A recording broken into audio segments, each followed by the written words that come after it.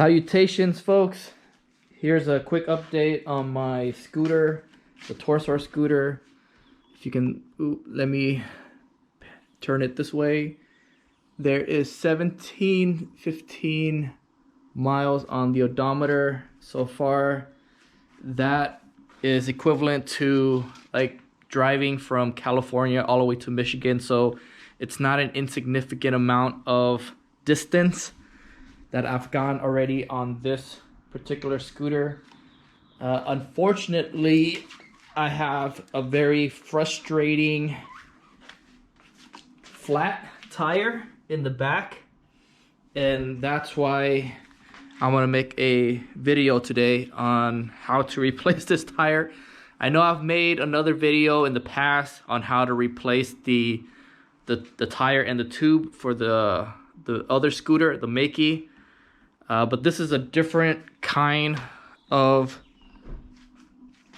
configuration because the brake is on the left hand side. And I just also want to mention this. What I would do if I got a flat tire is, before you actually attempt to replace it, fill it up with this thing here, Joe's No Flat. This is what I use, but you can use any other brand of sealant you prefer, whether it be slime or there's a few other brands. It's not coming to my mind right now, but do that first, and I'll have a link in the description to my other video on how to fill your tube, your inner tube, with the liquid sealant. If that works, then you're all set. You don't have to go through the trouble and the complexity of taking the motor apart and replacing the tube and tire altogether. But if in the event that does not work and you need to do this, I want to show you exactly what you need to do.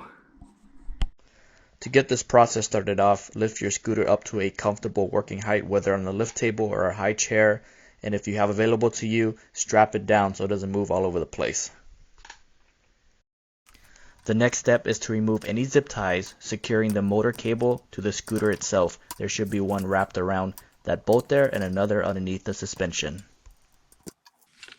Remove 2 socket head screws holding the rear brake caliper in place. Then you can remove the brake caliper from the rear brake mount. So if you're curious why there is this abrasion on the inside part of the brake caliper, is because I rode the scooter home with a flat tire. So the brake was on like this, so it was constantly rubbing. The tire was rubbing against the inside part of the caliper. That's why you see bits and pieces of debris on the tire all over here, and you can see the abrasion on the brake caliper. After removing the 2 18mm motor securement hex nuts, if the motor is still difficult to remove, you can use a rubber mallet to force it out of the rear swing arms. Remove a total of 6 5mm socket head screws holding the rim and the motor together. Now manually wiggle and pull the rim away from the motor. Use a prying tool such as a tire iron if necessary. Next, carefully roll and lightly stretch the inner tube and work it out of the motor assembly. If your intention is only to replace the inner tube, then grab a new inner tube and do the reverse, and your work should be done at this point. If you need to replace the tire itself, then continue watching the video. To facilitate removal of the tire itself, take off these 6 5mm socket head screws holding the brake rotor in place, and then remove the brake rotor altogether. Now, if you have a pair of tire irons or a set of 3 tire irons like I do, and the tire irons are hand tools, very much like flatheads Phillips screwdrivers, but their design is to pry tires out of rims. And if you have those, then you can use this method to try to pry the tire out of the rim there. Unfortunately for me, as hard as I tried, and I tried multiple times over the course of about 20 minutes, I could not successfully get the tire out. So I had to resort to an alternative method. If you were successful in replacing your tire with the tire iron method, then congratulations, kudos to you. You are a much more skilled scooter mechanic than I am. But if you are unable to do that, then the alternative method is to remove the motor from the scooter altogether, and that starts with removing the platform deck or the battery compartment cover off of the scooter. The first step to removing the motor from the scooter altogether is disconnecting the Hall sensor connectors. The next step is to remove 2 Phillips screwdrivers holding the motor cable housing together. Finally, remove 3 hex nuts holding the yellow, green, and blue individual wires together, and then carefully work the motor cable out from underneath the swing arm. Now that you have the whole motor assembly removed from the scooter altogether, take it to a convenient area, remove the old tire, and install the new inner tube and new tire as such.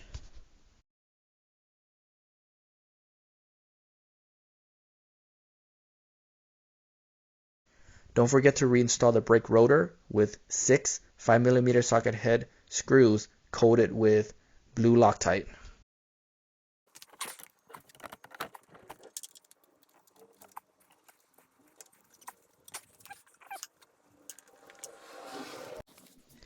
Before you reinstall the rear wheel assembly back onto the rear swing arm, make sure you loosen the swing arm Allen bolt in addition to the suspension Allen bolt.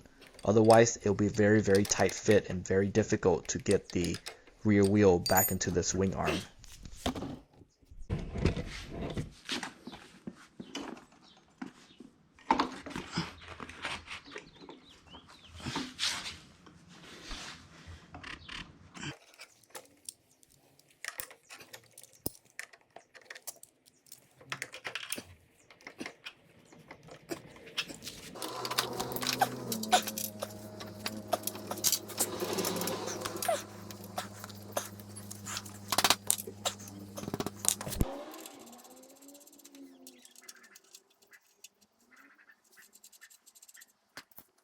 Once you have the rear wheel assembly successfully fitted onto the swing arm, this is very important. Make sure that you re-torque the swing arm Allen bolt in addition to the suspension Allen bolt.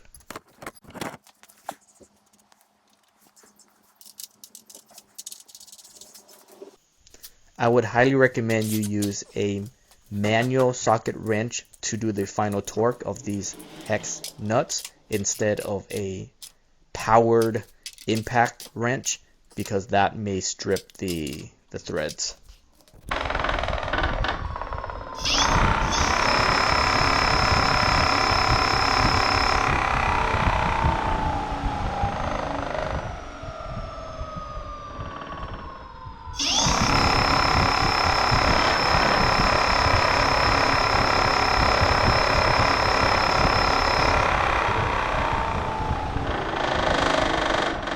Reinstall the rear brake caliper onto the rear brake mount via 2 6mm socket head screws.